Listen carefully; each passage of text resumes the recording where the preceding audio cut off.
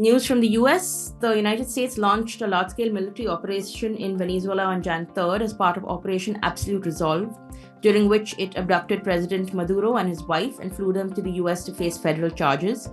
The US takeover of Venezuelan affairs, what does it mean as far as governance is concerned, and what does it mean as far as oil is concerned? Because what we understand is, while Venezuela has the biggest reserves of oil in the world, the infrastructure that digs it out is really outdated. The administration has pinned its flag to the mast of not being the kind of administration that unlike its predecessors wouldn't wade into a major war, wouldn't wade into nation building projects abroad, wouldn't wade into kind of entanglements.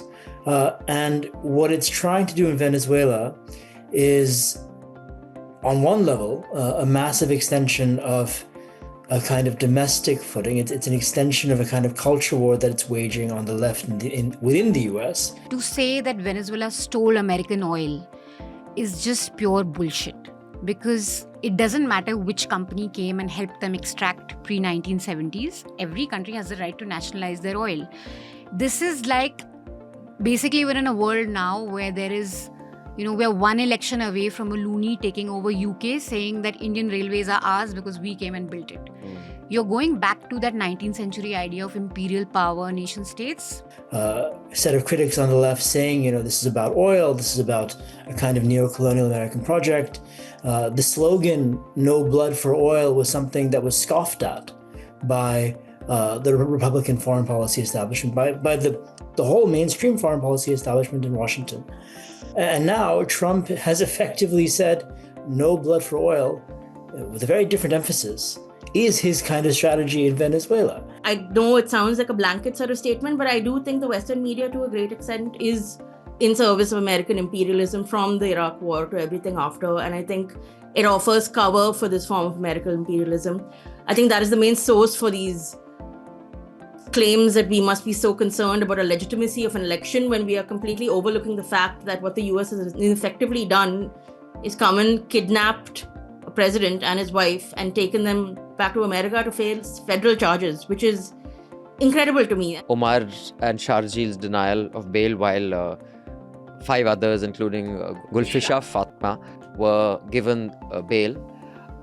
Can you just break down the technicalities, that on what ground were 5 given and what grounds were 2 denied? There is a judgment of the Supreme Court, the Watali judgment, which says you will not conduct a mini trial. And so the court says, we are going to just see, has the prosecution case made out a prima facie true case? Now it's like a self-fulfilling prophecy, because of course a charge sheet, and these charge sheets actually make for fascinating reading because it has little to do with evidence and a lot of narrative in it. Very specific bail law hold any value, with very clear-cut checklist, terms and conditions that would sort of supersede conditions laid out in other laws. Like, is there any hope for something like that could come along? Well, laws have to be passed by Parliament. We know who's sitting in Parliament, so I don't think that's an option just now. I think the Supreme Court needs to reflect on itself very carefully. It doesn't help after decades to apologize for ADM Jabalpur when you said fundamental rights are suspended during emergency. Here you are saying young people who are organizing protests, and they have not indulged in any violence, you are saying that they should stay behind bars and they are causing, there's some dangerous people. The whole tone and tenor of the judgment is that this is an extremely dangerous scenario, which is then reflected in look at the people who've been given bail. Welcome to Chhota Hafta. Now, Chhota Hafta is but a small, chhota version of a complete weekly podcast, Newslaundry Hafta. The Newslaundry Hafta is where you get the week's news, what made the headlines, what didn't make the headlines, but the full version is available to subscribers only. And I don't mean YouTube subscribers, although YouTube subscribers are also very welcome, very, very grateful to you, but also to Newslaundry subscribers, the paying subscribers who pay to keep news free. So you can also become a paying subscriber by clicking the subscription link. Now, what do you get if you're a paying subscriber? You get access to all our paywall content, all interviews, podcasts, and importantly, you get access to a full unedited Hafta, where you not only get to hear the week's news, but you get to hear the Newslaundry editors' positions on matters. You get to see their biases, what are their prejudices. It's an exercise in transparency while also informing you, and we have a few quips and jokes and agreements and disagreements thrown in. So listen to the full Hafta, subscribe to Newslaundry, and pay to keep news free. Here we go. अंग्रेज अपना लगान और news laundry अपना हफ्ते कभी नहीं छोड़ते. Welcome to NL Hafta. We record this on the 9th of January, Friday at 11 in the morning. Before I introduce the two guests who will be joining us, which are Ishaan Tharoor and Vrinda Grover, for two separate discussions, let me introduce our in-house panel. Joining us from Chennai is Jayashree. Welcome, Jayashree. Hello, hello. In the studio, Raman Kirpal. Hi, Raman. Hello. And Manisha Pande. Hello. And we will be discussing the US-Venezuela fracas with Ishaan Tharoor later. And Vrinda Grover, we will be talking about the Supreme Court denial of bail to 2 of the 7. 5 were given bail and 2 were not. But more of that in the headlines. Jayashree, please do the honors. Before we get into the discussion, as Ishaan Tharoor will join us from Washington, I want to just remind you, if you're tired of news that does not serve you, you've seen headlines buried, you have seen other stuff happening which does not actually constitute public interest journalism. We believe that is because journalism that is funded by ads inevitably will have to make compromises, which is why our journalism is funded by you. There is a QR code here next to my face. There is one in the show notes. Do click on that, share with your friends and family as a New Year gift. So do pick up the joint subscription, because when the public pays, the public is served. Is there any concern at all within the US political establishment, especially the Republicans? And is there any buyer's remorse for MAGA? So we have initial polling that's been done in the last few days that shows shows a minority of Americans approve of this mission to take out Maduro. It shows a much bigger majority of Americans do not want to see some kind of open-ended engagement in Venezuela. And I think what this administration exalts in are these kind of one-off spectacles, right? So the story of the daring raid that led to the abduction of Maduro, the capture of Maduro, and the way his rendition back to the US. That's something that the average American is very impressed by. The average American is very impressed by the tactical success of this mission. And I think you do have to recognize that there is widespread contempt and loathing for Maduro, especially among the Latino diaspora. Trump acting in a way that goes against these very fundamental tenets of democracy. I think it shows us that even within systems that we consider democratic, like the US, because they conduct elections every year and so therefore they must be a democracy, I think even within those structures, these things happen again and again. And I think this is also a great time to really have these discussions on what does it even mean to be a real democracy? Like, where does the will of the people even come in? I mean, you should look at it as a completely separate issue. The US ticks all the boxes of a liberal democracy, but which one is more harmful? Like in modern history, when you have decades of evil and millions dead in every corner of the world, which is carried out by a democracy, then what value does that democracy actually have? How is it a reason to make a regime legitimate and therefore legitimize its actions? So in Venezuela, you have a regime that did steal an election. It was in many ways, and it's not just the United States, it's perceived by many countries to be an illegitimate government. That doesn't necessarily justify the removal of its president, but it also is worth recognizing how rotten and corrupt this regime was. And the extent to which right now what we're seeing is an incredibly corrupt set of factions within the regime finding fascinating common ground with the Trump administration.